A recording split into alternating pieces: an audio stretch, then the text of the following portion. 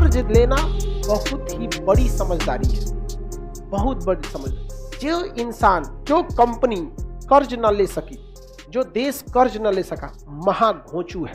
But उसको किस तरह से यूज करके, आपको पता है दुनिया में सबसे ज्यादा कर्जा अमेरिका ने ले रखा है। दुनिया में सबसे ज्यादा कर्जा अमेरिका ने लिया है। कर्ज लेना गलत बात नहीं है, कर्जा आपको चुकाना बड़ा सिंपल होता है। साल भर का ब्याज लेता है 10%, बहुत ज्यादा बता रहे हैं 10%। साल भर का ब्याज कितना लेगा? 10। और उस कर्ज को आप कुछ भी नहीं करेंगे, थोड़ा भी कहीं इन्वेस्टमेंट करेंगे तो उस पर कम से कम आपको 60% का ब्याज आ जाता है। मतलब इंटरेस्ट क्या हो जाता है? आ जाता है। फायदे आ जाते हैं कि नहीं आ जाएंगे? अब जैसे सिंपल सी एक बात बताते हैं, हमको एक नया सड़क बनाना है जिस पर जाम ना लगे, और पटना से दिल्ली अभी अमूमन 12 घंटे लग जाते हैं। एक बेहतरीन सड़क बनाए 20 लेन का, भयानक, एकदम एकदम जबरदस्त, और सीधे पहुंच जाएंगे यहां से दिल्ली 6 घंटा में, एकदम दंदना के 200 के स्पीड में चलिए, सड़क एकदम चौड़ा। पैसा है हमारे पास?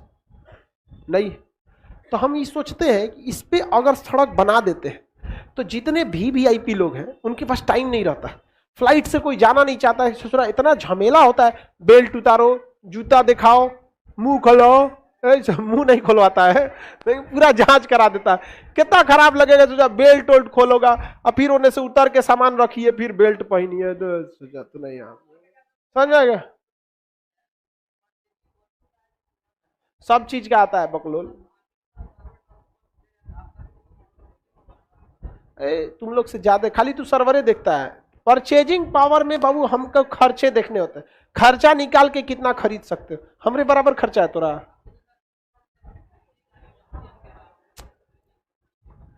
हम बाद में खरीदने की बात हम करें, लाइबिलिटी हमको कितना देना पड़ेगा।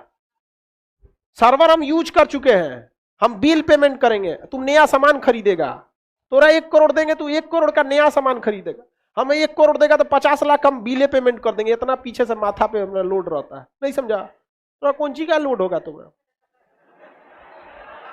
खूब से खूब रिचार्ज कराएगा।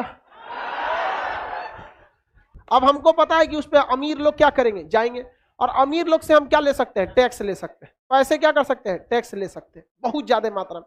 कह देंगे इस पे जो गाड़ी लाएगा 1000 रुपया हमको क्या दो, टोल दो, कोई भी दे देगा। रीजन क्या है कि अच्छी सड़क पे गाड़ी का मेंटेनेंस कम आता है, फ्यूल बचता है, टाइम बचती है, गाड़ी पर स्क्रैच का खतरा कम रहता है। जाम वाले में से लेके जाएंगे ये भिगना पाड़ी से, जो गाड़ी एक बार एने से रगड़ाएगा, एगो एने से रगड़ाएगा, जो यहाँ पे एक बार गाड़ी सर्विसिंग में गुजरी 30-40 हजार का खर्चा आ जाता है। तो कौन नहीं दे देगा ऐसा सड़क पे? तो हम देखते हैं कि एक सड़क पर अगर हम 1000 रुपया टोल लेते हैं और प्रतिदिन वहां से कम 20,000 गाड़ियां जाती हैं, तो आप सोचिए ना प्रतिदिन का इनकम कितना हो जाएगा। 1 2 3 4 5 6 7, 2 लिख के कितना जीरो बैठा देते हैं? कितना जीरो? 7। कई दहाई सैकड़ा हजार 10,000 लाख 10 लाख करोड़, प्रतिदिन कितना? 2 करोड़। प्रतिदिन इनकम कितना हो रहा है? 2 करोड़।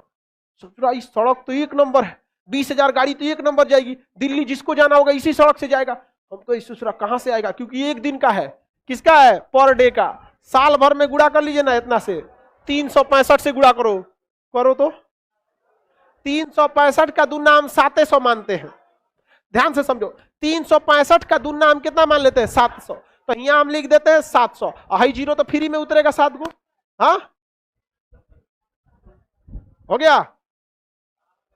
इकाई दहाई सैकड़ा हजार 10,000 लाख 10 लाख करोड़ 10 करोड़ अरब, 7 अरब साल भर। एक साल में कितना अरब? 7 अरब। तो सोचो हम बैल है ना जो विश्व बैंक से कर्जा न ले, विश्व बैंक से हम कर्जा ले लेते, भैया हमारा 7 अरब लोन दे दे, एक साल बाद चुका देंगे, थोड़ा 8 अरब देंगे। कहा कि विश्व बैंक भी देगा, इतना जल्दी तो पैसा कोई डबले नहीं करता है। इस 7 अरब कर्जा ले रहा है, 10 अरब दे देगा, तो हम कितना लाएंगे? 7 अरब। अब विश्व बैंक को कहेंगे 10%, हम भले ऐसे बोल दिए, ब्याज कितना लगेगा? 10%। 1 अरब नहीं होता, 70 करोड़ होगा। कितना होगा? 70 करोड़। मान के चलो 100 करोड़। हम विश्व बैंक से कितना लाएंगे? 7 अरब। लौटाएंगे कितना? 8 अरब। कितना अरब? 8 अरब। सड़क बनने में लगेगा 3 साल, सड़क बनने में 3 साल, तो हम उसको लौटाएंगे हर साल 1 अरब ब्याज जोड़ के। 7 अरब लाए थे, 3 साल में ब्याज हो जाएगा 3 अरब, देना पड़ेगा 10 अरब। 3 साल बाद सड़क बन के रेडी।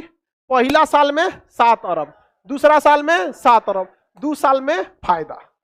लेकिन अगर यही पैसा लाएं और बिहार के ठेकेदार को दे देंगे, वो बिहार का ठेकेदार बनाएगा 15 साल में 7 अरब का ब्याज हो जाएगा 20 अरब। ओके बाद ससुरा आधा सड़क टूट गया, आधा हाई टूट गया, हाई टूट गया, घोटाला लगा, ले जा चौपट। या समझ में आ रहा है?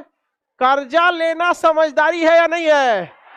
बहुत बड़ा समझदारी है। समझ में आ रहा है कि नहीं आ रहा है? अब बताओ, पैसा है रे भाई, कर्जा ना है देना, तो जो हम पूरा सड़क बना देते, हम बैठ के पढ़ाना छोड़ के टोल वसूलेंगे। ले टोल ले आया।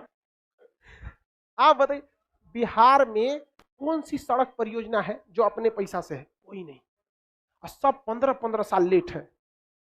सरकारी कर्मचारियों को इकोनॉमिक्स पता ही नहीं है, बोली सुनेगा नीतीश कुमार, वो बेचारा क्या गलती?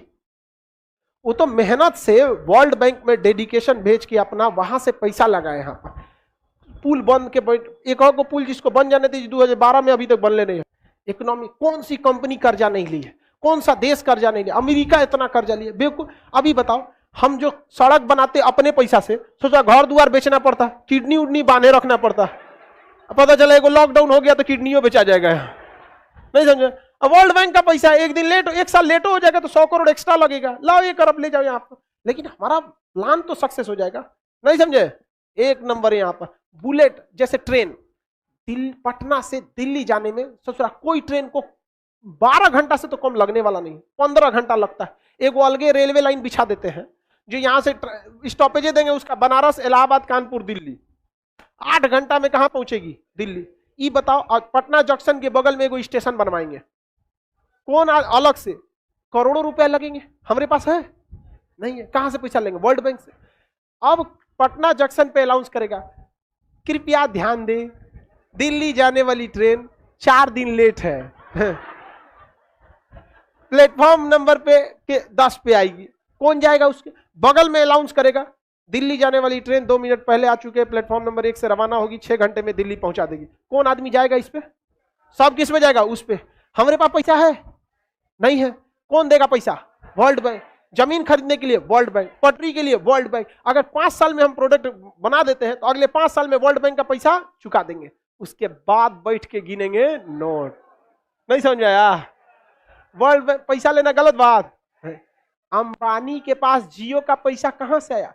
जब लोगों के पास 2G और 3G खरीदने का पैसा नहीं था, 60,000 करोड़ रुपया अंबानी ने ठूस दिया एक के बार 4G में। लोग पागल कहते थे कि आपको 4G का कोई आइडिया है? रिलायंस कंपनी जो थी अनिल अंबानी की, उसको आइडिया था टेलीकम्युनिकेशन का। मुकेश अंबानी को कोई आइडिया नहीं था, लेकिन उसको पता था blue ocean navy, blue ocean policy. पहले पैसा झोंको, लोगों को आदत लगा दो, इतना ना पैसा झोंक दे कि बाकी के पास इतना पैसा ही ना बचे, और बाकी के लोग 4G में जब तक सोचे कि गांव गांव तक पहुंच गया कौन?